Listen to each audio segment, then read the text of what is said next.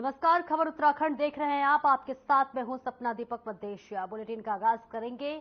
मंगलौर उपचुनाव जैसे जैसे करीब आ रहा है, वैसे वैसे प्रत्याशियों की जनसभाओं में भी तेजी आती जा रही है। मंगलौर उपचुनाव को लेकर बीजेपी प्रत्याशी करतार सिंह भड़ाना ने मंगलौर क्षेत्र के भरतपुर, मीरपुर, टांडा, भनेड़ा और पीरूपुरा में एक बड़ी जनसभा को संबोधित किया। इस दौरान उन्होंने कहा कि उन्हें सर्व समाज का सहयोग मिल रहा है और इसी के साथ उन्हें उम्मीद है कि मंगलौर विधानसभा की जनता उन्हें इस बार विधायक जरूर बनाएगी। उन्होंने यह भी कहा कि विधायक बनने के बाद वो मंगलौर का चहुमुखी विकास करने का काम करेंगे और मंगलौर को बैंगलोर बनाएंगे।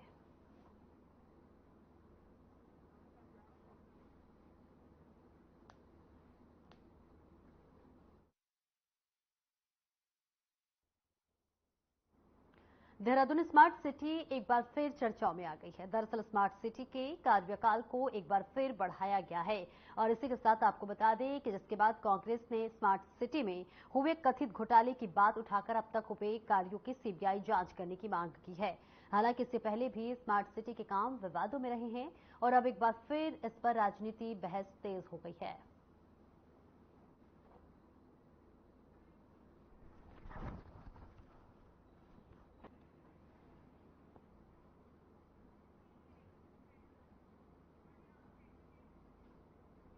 प्रदेश में लव जिहाद के मामले थमने का नाम नहीं ले रहे हैं और ऐसा ही एक मामला अब रुद्रपुर के आवास विकास चौकी क्षेत्र का प्रकाश में आया है।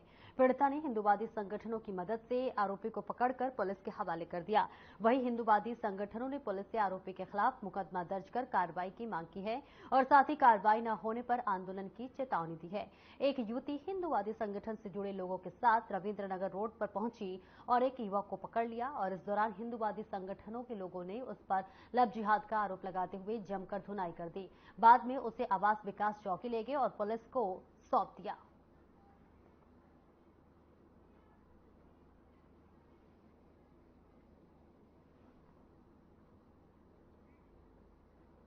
तो देखिए, लगातार देश के कोने कोने से लव जिहाद का मामला सामने आया है और इस बीच आपको बता दें, इसकी वानगी एक बार फिर से आपको बता दें कि उधम सिंह नगर में भी सामने आया है, जहां आपको बता दें कि एक आरोपी को लव जिहाद के मामले में गिरफ्तार कर लिया है। पीड़िता ने आरोपी के खिलाफ हिंदूवादी संगठनों के साथ मिलकर यह मुकदमा दर्ज कराया है।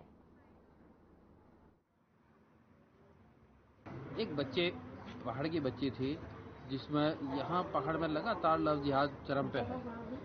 कोई लड़का, उसने अपना नाम समीर बताया, नाम उसका सैफ अली और पता नहीं कहाँ रामनगर के कहीं के रहने वाले, आके यहाँ से उसे बहला फुसला के ला के उसके साथ बुरा कर रहे, लव जिहाद को बढ़ावा दे रहे। और सुनने में आया कि उसके पास अन्य 2-3 लड़की और भी हिंदू उसके पास है। तो ये पहाड़ में लगातार लव जिहाद चरम पे है और इसी के संबंध में आज यहाँ आए थे चौकी। तो उस बच्ची के साथ मगर न्याय हो जाए। तो बच्ची आई रोती बिलखती, उसने कहा कि भाई मेरे साथ ऐसी ऐसी पीड़ा मेरे को। तो तब हम यहाँ चौकी आए और लड़के को अरेस्ट करवाया।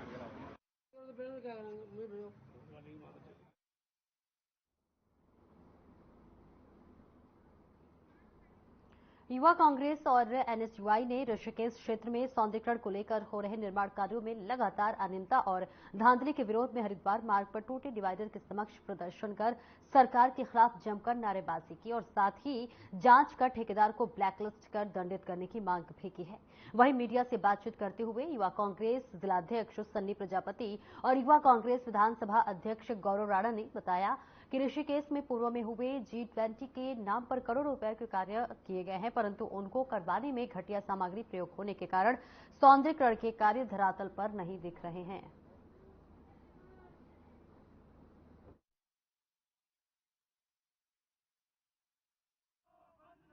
और उत्तराखंड की जनता को किस प्रकार से विभाग के मंत्री और विभाग के अधिकारियों द्वारा ठगा जा रहा है। आप साफ साफ देख सकते हैं अभी किस प्रकार से ये डिवाइडर टूटा है, बरसात में कार्य चलाया जा रहा है।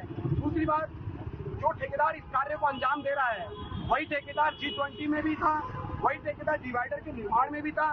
उस G20 के निर्माण में जो बोर्ड का कार्य है और जितने भी कार्य हुए हैं उनको धरातल पर आप कहीं नहीं देख पा रहे हैं। और आज जिस प्रकार से उन बोर्डों को G20 में लगाया गया है वो साफ साफ दूध का दूध पानी का पानी हो चुका है। पानी चूड़ा है, लोग बड़े परेशान हैं उन बोर्डों से।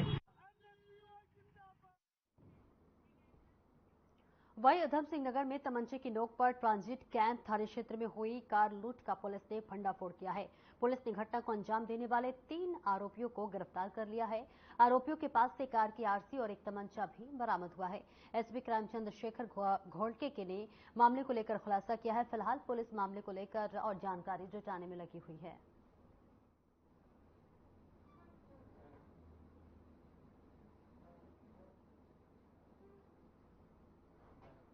थाने में एक घटना हमारे सामने आई थी, जिसके बारे में सूचना भी हमें तुरंत प्राप्त हुई थी कि वादी जो है एक जसविंदर सिंह है, इनका कार डीलिंग का बिजनेस है और 2 लोगों ने इनके साथ सौदा करके इनको झांसे में लेके सौदे की बात करके गाड़ी खरीदने के नाम पर टेस्ट ड्राइव के बहाने साथ में गाड़ी में बैठ के ले गए और इसके बाद जो है तमंचे का प्रयोग कर धरा धमका कर गाड़ी लूट कर ये लोग ले गए थे। इसके बारे में तुरंत मुकदमा भी पंजीकृत किया था हमने, संगीन धारा जो भी है उसमें पंजीकृत करके।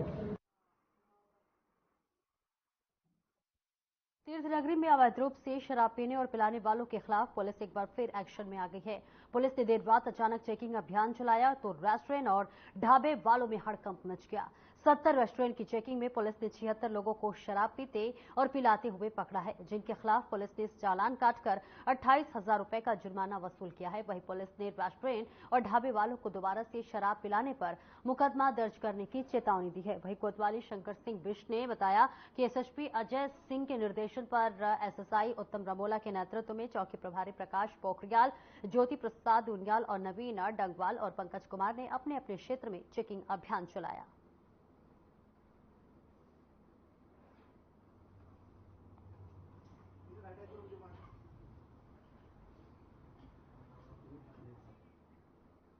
ऋषिकेश में रिजॉर्ट मैनेजर पार्टी आयोजक सहित 38 महिला और पुरुषों को पुलिस ने गिरफ्तार किया है। आपको बता दें कि रिजॉर्ट में अवैध रूप से शराब पार्टी हो रही थी, जिसके बाद पुलिस ने छापेमार कार्रवाई की है और रिजॉर्ट से पुलिस को शराब की 1 दर्जन से अधिक खाली और अध भरी बोतलें बरामद हुई हैं। लक्ष्मण झूला थाना पुलिस के मुताबिक देर रात मुखबिर ने पुलिस को बताया कि थाना क्षेत्र के अंतर्गत पाम्प्यू रिजॉर्ट में अवैध रूप से शराब पार्टी आयोजित की जा रही है। सूचना मिलते ही थाना प्रभारी निरीक्षक रवीश सैनी पुलिस टीम के साथ रिजॉर्ट में छापेमारी करने पहुंचे और कार्रवाई को अंजाम दिया।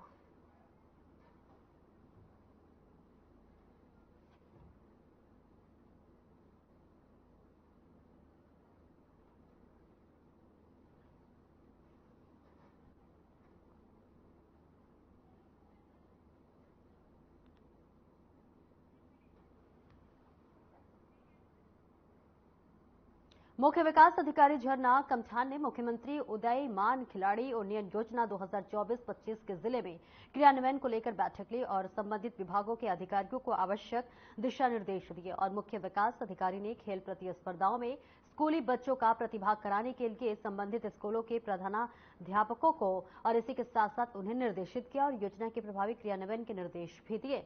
उन्होंने जिला क्रीड़ा अधिकारी को निर्देशित किया कि कार्यक्रम के सफल आयोजन के लिए हुए रूपरेखा के अनुरूप कार्यक्रम का संचालन हो। साथ ही उन्होंने अपर मुख्य स्वास्थ्य अधिकारी को निर्देशित किया कि कार्यक्रम स्थलों पर चिकित्सक, एम्बुलेंस की व्यवस्थाएं सुनिश्चित हो।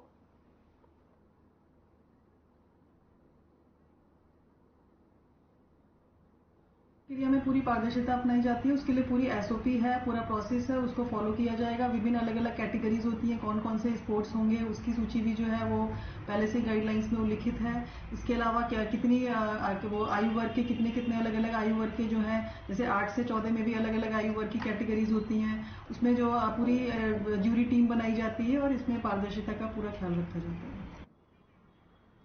हल्द्वानी में पिछले कुछ दिनों पहले हुई भारी बारिश के बाद तिकोनिया स्थित वर्कशॉप लेन रोड क्षतिग्रस्त हो गई थी और इसी क्रम में हल्द्वानी विधायक सुमित हृदयेश ने तिकोनिया पहुंचकर क्षतिग्रस्त रोड का जायजा लिया और विधायक सुमित हृदयेश ने आसपास कार्य करने वाले प्रत्याशियों की पीड़ा देखकर तुरंत संबंधित अधिकारियों को निर्देशित किया इस कार्य को गुणवत्ता के साथ पूर्ण करें, जिसमें वहां के व्यापारियों को बेवजह दिक्कतों का सामना न करना पड़े। वहीं रोड चौड़ीकरण करने को लेकर, पेड़ों के कटान को लेकर विधायक का कहना है कि बीजेपी के शासन में इस तरह के फरमान जारी होते हैं जहां किसी से कुछ पूछा नहीं जाता है, केवल तुगलकी फरमान जारी कर दिया जाता है, जो हल्द्वानी में रोड चौड़ीकरण के नाम पर केवल पेड़ों को काटा जा रहा है।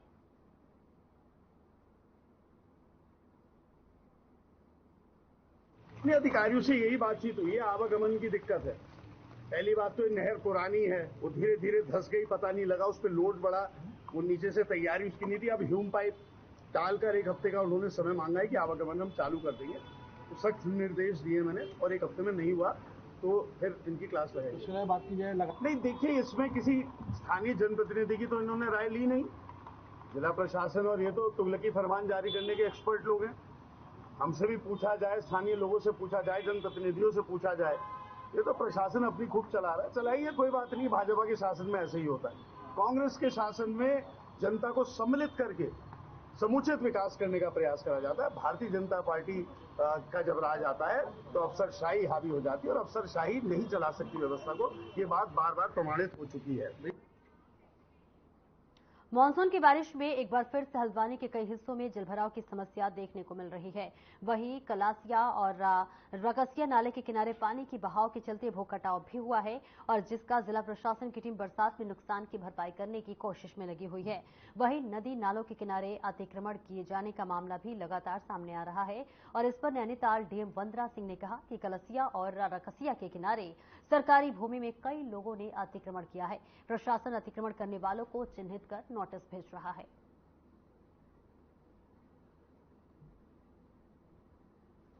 कलसिया और रक्सिया के किनारे सरकार की भूमि पर नदी के और नाले के बहाव क्षेत्र में काफी अतिक्रमण करके आवासीय भवन लोगों ने बनाए हैं। पिछले दिनों इसके लिए एक जांच टीम बनाई गई थी। उस जांच टीम ने अपना सर्वे भी किया है। उप जिलाधिकारी हल्द्वानी को हमने इसमें अधिकृत किया है नोटिस इत्यादि की कार्रवाई पूर्ण करने के लिए। एसडीएम की ओर से इनको नोटिस दिया जाएगा और विधिवत सुनवाई करके हटाने।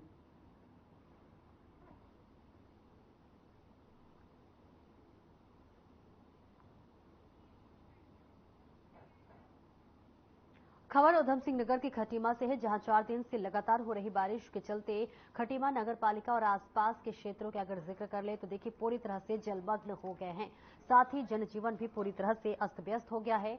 वहीं बीजेपी प्रदेश कार्यकारी सदस्य रमेश चंद्र जोशी ने नगर पालिका के अधिशासी अधिकारी दीपक शुक्ला और जनप्रतिनिधियों के साथ नगर पालिका क्षेत्र में जगह जगह हुए जलभराव की समस्या का मौके पर पहुंचकर जायजा लिया, और साथ ही जेसीबी और पोकलैंड के माध्यम से जलभराव की समस्या का समाधान किया।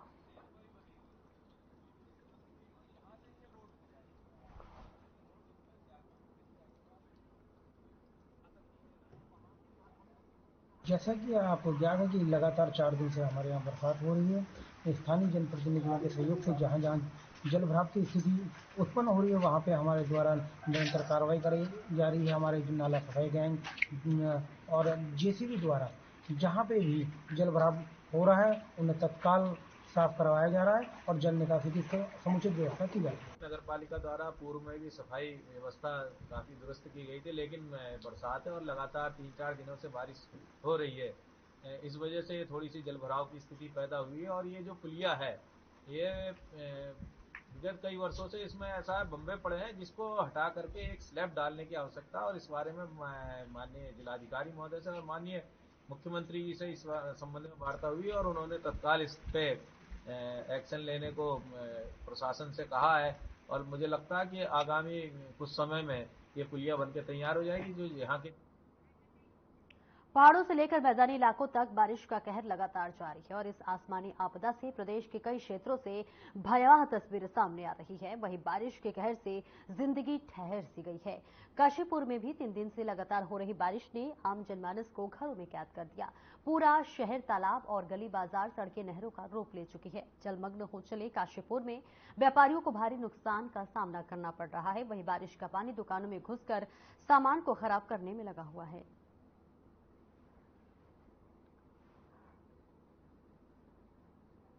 लगातार 3 दिन से बारिश चल रही है, और इस बारिश की वजह से आप देखिएगा सड़कें बिल्कुल भर के चल रही हैं, लबालब नालियाँ भी भरी हुई हैं, सड़कें बिल्कुल पानी से भरी पड़ी हैं, और पूरा लाइफ ही अस्त व्यस्त हो रखी है। सारे दुकानदार हाथ पे हाथ धरे खाली बैठे हुए हैं, सड़कों पे बहुत ज़्यादा पानी भरा हुआ है।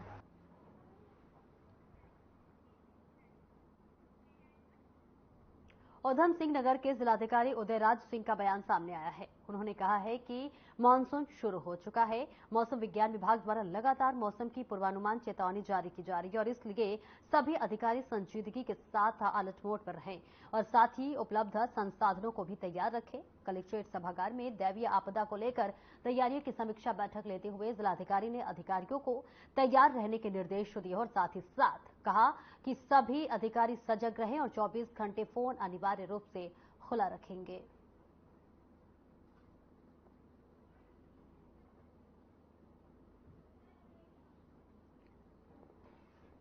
एमडी की ओर से 3 दिन का हैवी रेन का अलर्ट आया था और उसके आगे भी अभी अलर्ट के बढ़ने की भी संभावना है क्योंकि मानसून सीजन प्रारंभ भी हो रहा है। तो इस संबंध में जिलाधिकारी महोदय की अध्यक्षता में आज जितने भी हमारे विभाग हैं, हमारे तहसील हैं, उन सब की एक बैठक की गई जिसमें जिलाधिकारी महोदय ने निर्देशित किया कि एक तो इस मानसून काल में सभी अधिकारी अलर्ट मोड पे रहेंगे, सबके मोबाइल स्विच ऑन रहेंगे, ऑफ नहीं रहेंगे। कोई भी अवकाश जो है बिना जिलाधिकारी महोदय की अनुमति के नहीं होगा। अपरिहार्य स्थितियों में ही इसमें अवकाश कर्मचारी अधिकारी को अनुमन्य होगा। दूसरा, जैसा आपको पता है कि बीच में नगर निगम, नगर पालिका, पीडब्ल्यूडी इन सभी को कहा गया था कि ये अपनी नालियां, अपने कलवर्ट जो हैं उनकी सफाई कर लें और ये कार्य हो भी चुका है। लगभग 90 to 95% सफाई का काम हो चुका है। अल्मोड़ा में लगातार हो रही बारिश के चलते जनजीवन प्रभावित हो गया है। बारिश के चलते लगातार लोगों को दिक्कतों का सामना करना पड़ रहा है। वहीं बारिश से जल जमाव का भी सिलसिला शुरू है। सड़क पर मलबा आने से जनपद की 13 ग्रामीण और एक राज्य सड़क और राष्ट्रीय सड़क पर मार्ग अवरुद्ध हो गए हैं, जिन्हें खोलने का कार्य जारी है। वहीं अल्मोड़ा शहर में गोलना करड़िया से देर रात दीवार ढह जाने से प्रशासन ने परिवार को शिफ्ट किया है।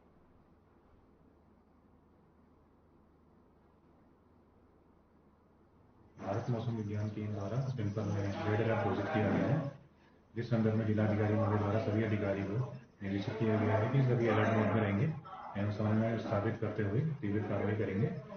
जैसे कि तहसीलों में हमारे कंट्रोल रूम स्थापित किए गए हैं, तो हर 2 घंटे में जिला आपातकालीन प्रचालन केंद्र द्वारा हर 2 घंटे में वर्षा एवं आपदा संबंधी सूचना दी जा रही है और कोसी बैराज का जो हमारा वाटर लेवल है उसको भी नियंत्रण मॉनिटर किया जा रहा है।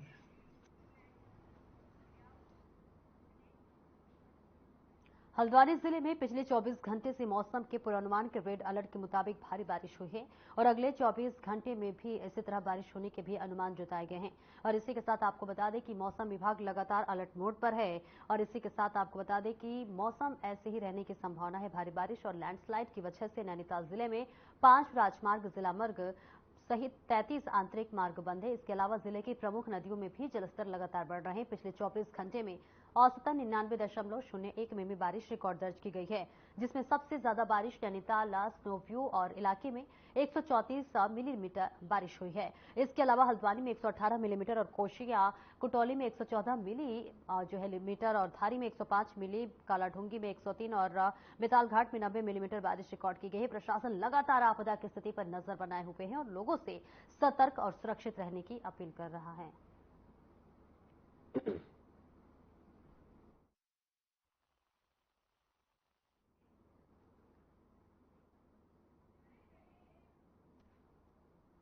आगे बढ़ते हैं। रामनगर मोटर मार्ग में मोहान का रानीखेत को जोड़ने वाला स्टेट हाईवे पुल टूट गया है और जिससे अनेकों यात्री आधे रास्ते में ही उन्हें बाधित हो रहा है रास्ता और फंस गए हैं। प्रशासन ने खतरे को देखते हुए इस रास्ते से वाहनों की आवाजाही बंद कर दी है। आपको बता दें कि ये पुल बारिश के कारण क्षतिग्रस्त हो गया है, जिसके कारण रामनगर रानीखेत रोड पर यातायात बाधित है। वहीं इस सड़क से जाने वाले वाहनों को डायवर्ट किया गया है। थानाध्यक्ष भट्ट रौज खान मदन मोहन जोशी के नेतृत्व में पुलिस टीम के मौके पर मौजूद है और आने जाने वाले यात्रियों को डाइवर्ट रूट की जानकारी दी जा रही है। तो देखिए, भारी बारिश के चलते लगातार लोगों को दिक्कतों का सामना कर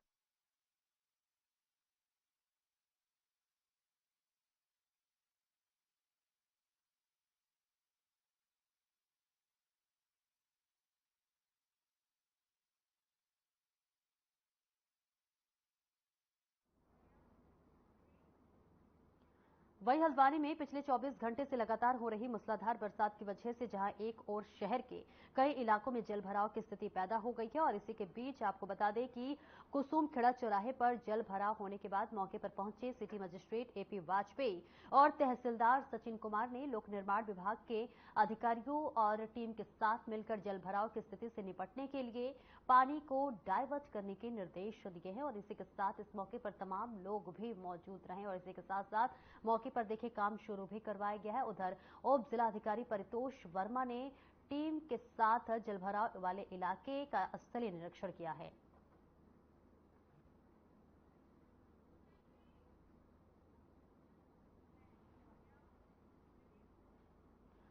अल्मोड़ा जिले के सल्ट विधानसभा के सियालदे विकास खंड के वन महोत्सव कार्यक्रम के तहत प्रभागीय वन अधिकारी भूमि संरक्षण वन प्रभाग रानीखेत जगमोहन सिंह रावत के निर्देशन और वन क्षेत्राधिकारी सियालदे राजू जोशी के नेतृत्व में तहसील परिसर में बाज, देवदार, बांस, तेजपत्ता, पुत्रा सहित अन्य प्रजातियों के 50 फलदार छायादार पौधों का वृक्षारोपण किया गया। वहीं वन क्षेत्राधिकारी सियालदे राजू जोशी ने कहा कि पर्यावरण रक्षा और जीवन सुरक्षा के लिए पौधारोपण बेहद जरूरी है। उन्होंने क्षेत्र के लोगों से अपील की कि प्रत्येक व्यक्ति को वन महोत्सव कार्यक्रम के तहत कम से कम एक पौधा जरूर रोपित करे और उसकी देखभाल भी करे। एक पौधा 100 पुत्रों के समान है। पौधे बड़े होकर वृक्ष बनते हैं और हमारी बहुत जरूरतों को पूरा भी करते हैं। तो देखिए लगातार देश भर में पौधारोपण अभियान चल रहा है और जैसे ही प्रधानमंत्री नरेंद्र मोदी ने भी देखिए आह्वान किया था कि एक पौधा अपने मां के नाम जरूर लगाएं, उसके बाद से देखिए लगातार पौधारोपण में बढ़ोतरी होती हुई नजर आ रही है। ये तस्वीरें हम आपको साल्ट का दिखा रहे हैं जहां पर विभिन्न प्रजातियों के पौधे लगाए गए हैं।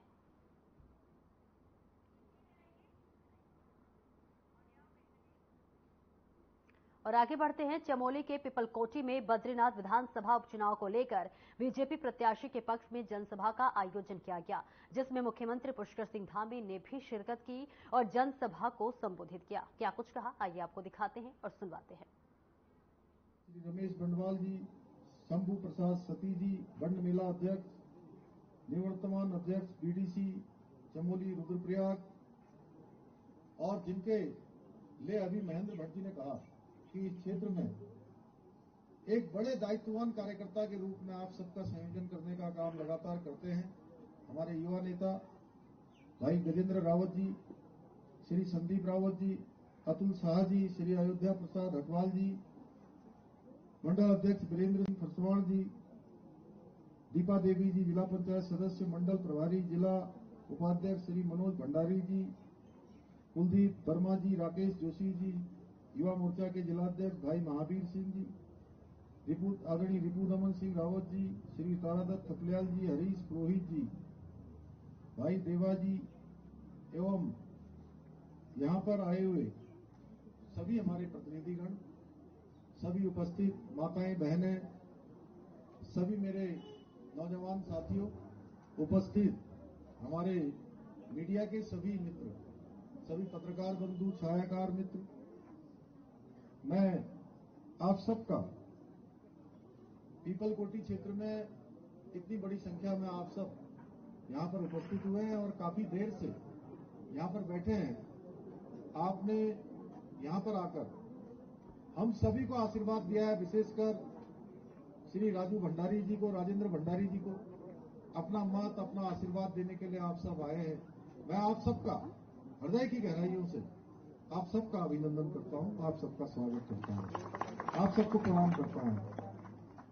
और इस भगवान बद्री विशाल की पुण्य भूमि में आकर मैं स्वयं को गौरवान्वित महसूस कर रहा हूं, जहां पंचबद्री में से एक योग ध्यान बद्री विराजमान है, जहां इस भूमि में पूज्य हेमकुंड साहब पूरे संसार को भाईचारे और सौहार्द का संदेश देते हैं।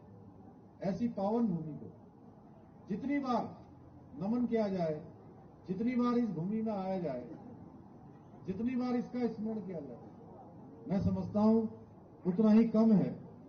भाइयों बहनों, मैं आज आप सबके बीच में हमारे बद्रीनाथ विधानसभा क्षेत्र के भारतीय जनता पार्टी के प्रत्याशी श्री राजेंद्र भंडारी जी के लिए आप सबका मत आप सबका समर्थन मांगने। और इस बुलेटिन में इतना ही। नमस्कार।